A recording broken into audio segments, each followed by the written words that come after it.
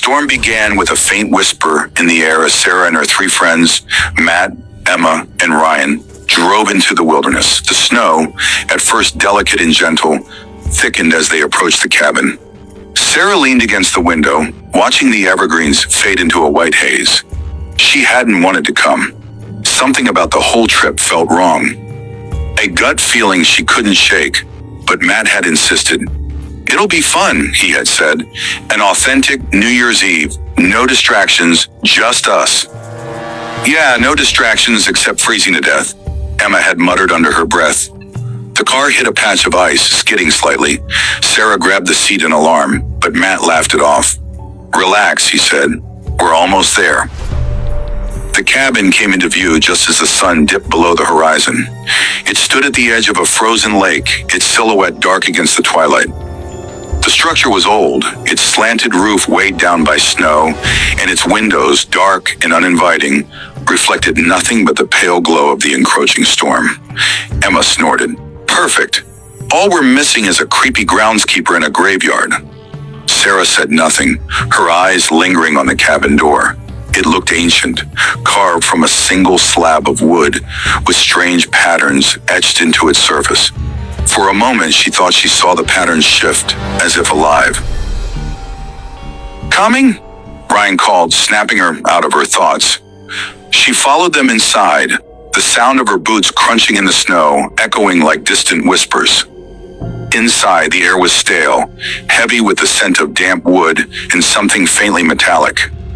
The walls were lined with old bookshelves, their contents coated in dust, and a massive stone fireplace dominated one corner of the room. Matt busied himself lighting the fire, while Emma inspected the kitchen. This place hasn't been cleaned in years," Emma said, holding up a cobweb-covered pan. "It's rustic," Matt argued. "It's disgusting," she shot back. Ryan laughed, already claiming a couch by the fire. "At least the Wi-Fi is non-existent." "What did you say this place was, Matt? A bargain?" "Practically free," Matt replied, tossing another log into the fire. "Gee, I wonder why," Emma muttered. Sarah moved toward the fireplace, trying to warm her hands. The flames danced across the room, casting long, shifting shadows. One shadow, larger than the rest, seemed to move independently. She blinked, and it was gone. The evening passed uneventfully at first.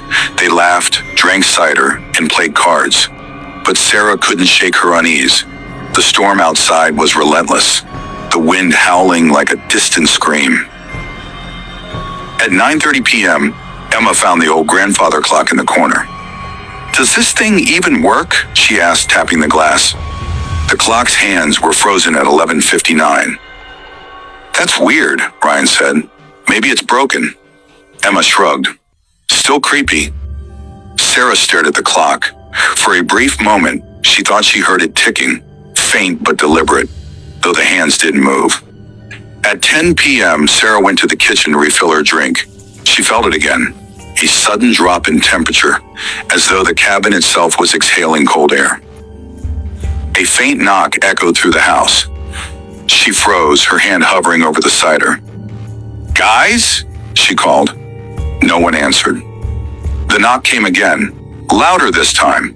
It wasn't the sound of a branch hitting the house. It was deliberate. Sarah crept toward the front door. Through the frosted window, she saw nothing but swirling snow. Taking a deep breath, she opened the door. The wind howled, stinging her face with icy needles, but no one was there. Only a small object lay on the porch, half buried in snow. A bell. She picked it up, her fingers instantly numb from the cold metal. Strange symbols were etched into its surface, shifting as she tried to focus on them. "Who was it?" Matt asked, appearing behind her. "No one," Sarah said, holding up the bell. "What's that?" "I don't know." By 11:30 p.m., the fire began to flicker. No matter how much wood they added, it struggled to stay lit.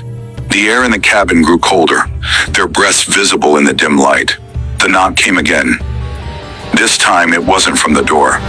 "It's coming from inside the walls," Sarah whispered.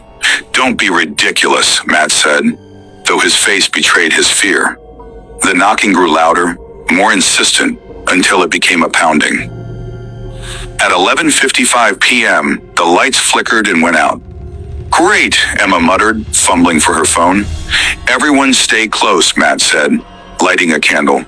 The dim flame barely illuminated the room, casting strange, shifting shadows. The grandfather clock began to tick. Sarah turned to look at it, her heart pounding.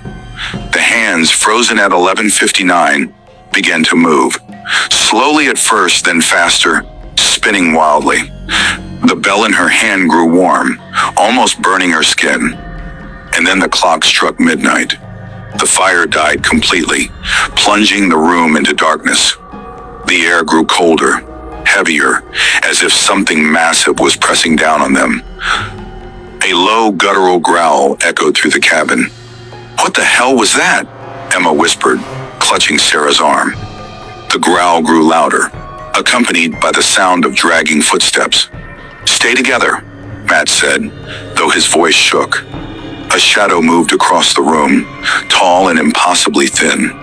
Its limbs bent at unnatural angles, and its eyes, if they could be called that, glowed faintly in the darkness. The bell in Sarah's hand vibrated, its symbols glowing faintly. "What is that thing?" Brian shouted. "It's the bell," Sarah realized. "It's..." The shadow lunged. The next moments were chaos. The group scattered, the creature's growls filling the cabin. Sarah clutched the bell tightly, its heat searing her palm. "Throw it away!" Matt shouted. "No!" Sarah yelled.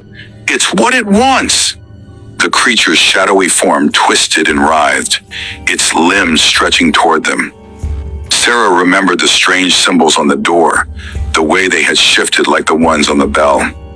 She ran toward the door, the bell burning brighter in her hand. "Stop!" the shadow growled, its voice like grinding stone. Sarah ignored it, slamming the bell against the door. The symbols on the wood flared to life, and the shadow let out an ear-piercing scream.